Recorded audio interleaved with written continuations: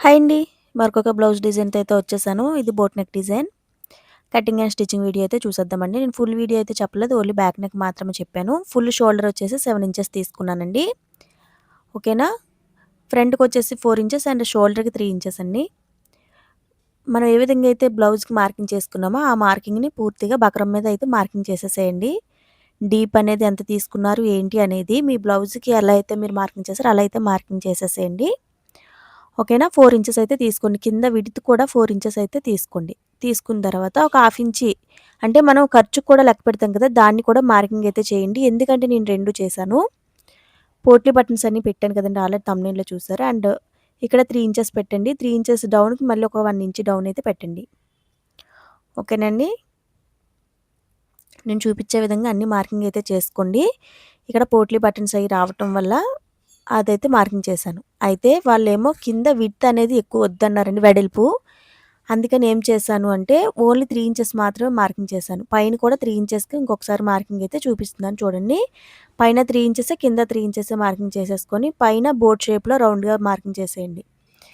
ఈ విధంగా పోట్లీ అయితే వస్తాయండి. ఓకేనా? మీకు డౌన్‌లో బ్రాడ్ అనేది ఎక్కువ అంటే చాలామందేంటంటే బ్రాడ్ అనేది ఎక్కువ ఇష్టపెట్టుకోరు. వాళ్ళ కోసమని నేను ఇంక ఇది కొంచెం ప్రత్యేకించి ఫస్ట్ 4 ఇంచెస్ చెప్పి మళ్ళీ నెక్స్ట్ 3 ఇంచెస్ అని చెప్పాను. అయితే షేప్ అనేది ఎలా కొట్టాలి, ఏంటి అనేది చూసారా? నేను కూడా ఫస్ట్ ట్రై చేస్తూనే చేశాను. ఒక్కసారి నేను ఎలా అయితే మార్కింగ్ చేస్తున్నానో మీరు కూడా అలానే ట్రై చేయండి. ఓకేనండి? నేను చూపించే విధంగా అయితే మార్కింగ్ చేసుకోండి. చూసారా ఎంత బాగా వచ్చిందో షేప్ అనేది? చూడండి. ఒక్కసారి అడ్జస్ట్ చేయండి. ఫస్ట్ పెడుతుండగా వచ్చేయదు. ఒకటి, 2 సార్లు అలా డ్రాయింగ్ వేస్తూ ఉంటే మనకి షేప్ ఏది బావుంది అనిపిస్తది మన మైండ్‌కి. ఇది కరెక్ట్‌గా ఉంది అన్నప్పుడు ఇంక అది ఆపేసి దాన్నయితే కటింగ్ చేసేసేయండి. నేను ఏ విధంగా అయితే చూపిస్తున్నానో అదే విధంగా ఇక్కడ సెంటర్‌లోకి పెట్టేసి సెంటర్‌లోంచి తీసేయండి. నేను చూపించే విధంగా తీసేసి ఇప్పుడు చూడండి షేప్ ఎలా కట్ చేస్తున్నానో ఒక్కసారి మీరు కూడా అలానే చేసుకోండి. ఏమైనా అర్థం కాకపోతే ఒకటికి 2 సార్లయితే చూడండి. ఓకేనా? నేను చెప్పే విధానం గాని మీకు కనుక అర్థం కాకపోతే ఒక్కసారి కామెంట్స్‌లో అయితే అడగండి. సిస్టర్ కొంచెం అర్థం కావట్లేదు అని. నెక్స్ట్ వీడియోకి నేను డెవలప్ చేసుకుంటాను.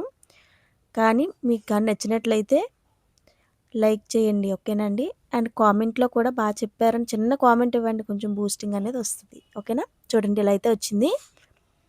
వచ్చిన తర్వాత ఇది ఫ్రంట్ హుక్సేనండి. బ్యాక్ హుక్స్ కాదు. దీనికి చూడండి మిడిల్‌లోకి ఇలా పెట్టేసి మిడిల్‌లో కటింగ్ ఇచ్చేసి దానికి స్ట్రెయిట్‌గా లైన్ అయితే కొట్టేయండి.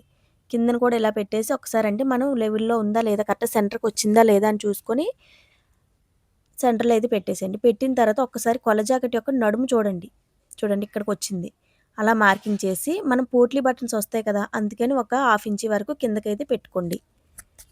ఓకేనండి. నేను ఏ విధంగా అయితే మార్కింగ్ చేసానో అదే విధంగా మార్కింగ్ చేసుకోండి. అండ్ బక్రాన్ని పూర్తిగా లైనింగ్‌తో జాయిన్ చేసేసి బక్రాన్ని కూడా మిడిల్‌లో ఇలా లైన్ కొట్టేసానండి.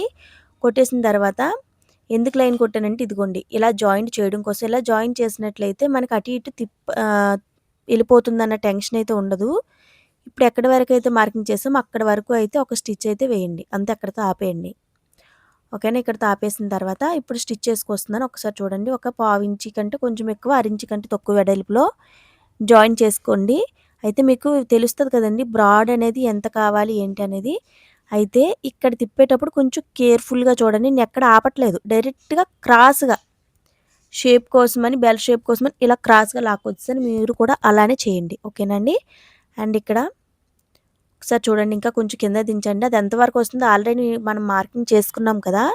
దాని ప్రకారమే మనం స్టిచ్ అనేది చేసుకోవాలి. మన నడుము ఎంతునింది మనం ఆల్రెడీ 6 ఇంచ్ తగ్గించుకున్నాం కదా! దాన్ని బట్టి మనం చూసుకొని స్టిచ్ చేయాలండి. ఇలా కాకుండా మీకు పోట్లీ బటన్స్ వద్దు అనుకుంటే ఆ అరించిని ఇప్పుడు తగ్గించాను కదా! కొల జాకెట్‌లో అది తగ్గించకుండా డైరెక్ట్‌గా అయితే చేసేసుకోండి. ఓకేనా అండి?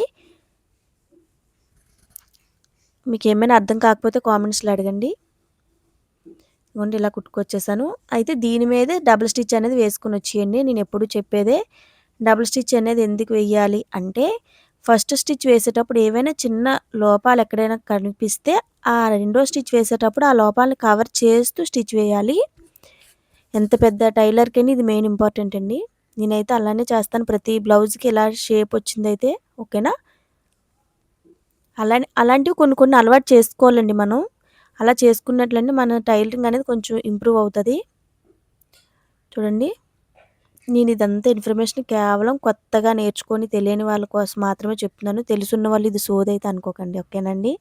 అంటే వాళ్ళకి కూడా ఇన్ఫర్మేషన్ తెలియాలి అన్న ఉద్దేశంతో అయితే నేను చెప్తున్నాను. ఓకేనా. చూడండి డబుల్ స్టిచ్ వేసేసాను. అండ్ ఎక్కడైనా చిన్న చిన్న నీట్గా లేకపోతే అది కవర్ చేస్తూ వేసేసాను. అంటే రౌండ్గా కట్ చేసేసి పైన ఓన్లీ ఓపెన్ ఇచ్చాను. ఎందుకంటే ఇది ఫ్రంట్ హుక్సేనండి. ఆల్రెడీ దీని నెక్ 2 డేస్ బ్యాకే పెట్టానండి. 2 డేస్ బ్యాక్ కాదు, మేబీ నిన్ననే పెట్టాను. వ్యూస్ కూడా చాలా బాగా వస్తున్నాయి. ఒకసారి మీరు చూడకపోతే ఒకసారి ఛానల్లోకి వెళ్ళి షార్ట్స్లో పెట్టిన ఒకసారి అయితే చూడండి. ఇదిగోండి దీన్ని తిప్పుతున్నాను, ఒక్కసారి గమనించండి. మొత్తం అయిపోయింది, కటింగ్స్ ఇచ్చేసాను. అండ్ కోనీల దగ్గర కంపల్సరీ కటింగ్స్ అనేవి ఇవ్వాలండి. ఆ రౌండ్ల దగ్గర కూడా కంపల్సరీ కటింగ్స్ అనేది ఇవ్వాలి. ఇదిగోండి కోనీ దగ్గర అయితే కంపల్సరీ ఇవ్వాలి. ఇప్పుడు నేను పెడుతున్న దగ్గర అలా కటింగ్స్ అనేవి ఇవ్వండి. రౌండ్కి కూడా కటింగ్స్ అయితే ఇచ్చేసేయండి. ఇక్కడ మాత్రం ఇలా కట్ చేసేయండి. మొత్తం రౌండ్ కట్ చేసుకొని రండి. ఓకేనా. కట్ చేసిన తర్వాత ఎక్కడైనా దారపోగు లాంటివి ఏవైనా ఉంటే అవన్నీ తీసేసేయండి. ఒక సూదిగా ఉన్నది ఏదైనా తీసుకొని ఇప్పుడు నేను ఏ విధంగా అయితే చూపిస్తున్నానో అదే విధంగా లోపలికైతే తొయ్యండి. క్లాత్ని అలా తోసినప్పటికీ లోపల ఉన్న క్లాత్ అంతా బయటకు వచ్చేస్తుంది. ఓకేనండి. నేను ఏ విధంగా అయితే చూపిస్తున్నానో అదే విధంగా చేయండి.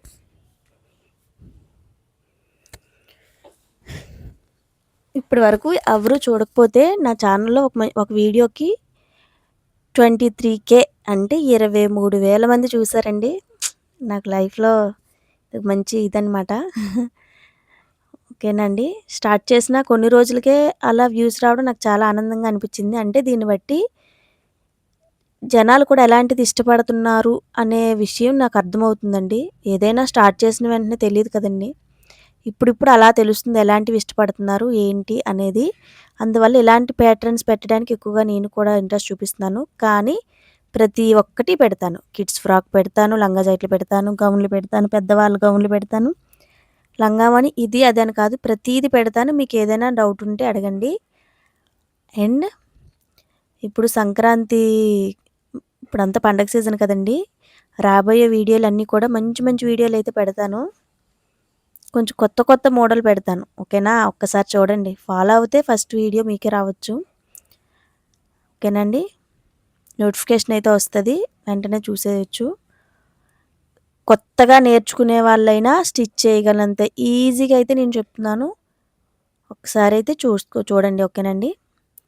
పైన మొత్తం తిప్పేసిన తర్వాత ఎడ్జ్ కుట్టు అయితే వేసుకొని వచ్చేయండి.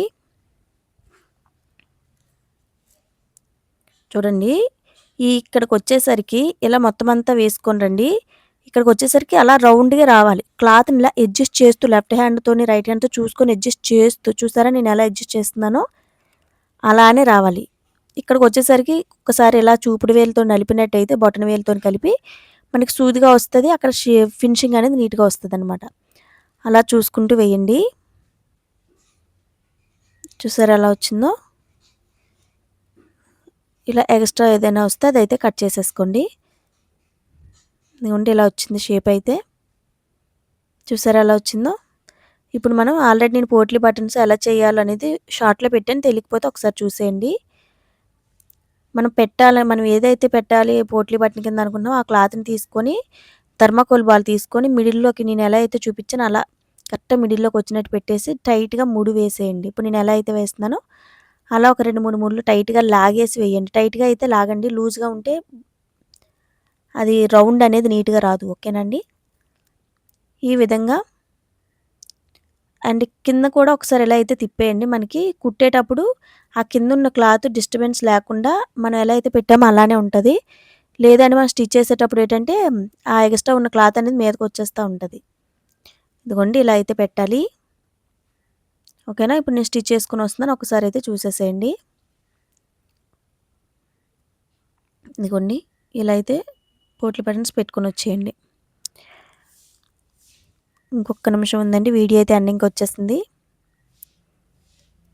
ఇంకా ఛానల్లో మంచి మంచి వీడియోలు పెట్టాను, ఒకసారి అయితే చూడండి. ఎవరైనా చూడకపోతే ఒక్కసారి మరికొకసారి రిక్వెస్ట్ చేస్తున్నానండి.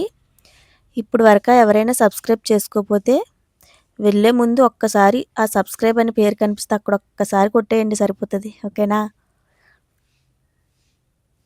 ఇలా పోట్లీ బటన్స్ అయితే జాయిన్ చేసుకుని వచ్చేసేయండి.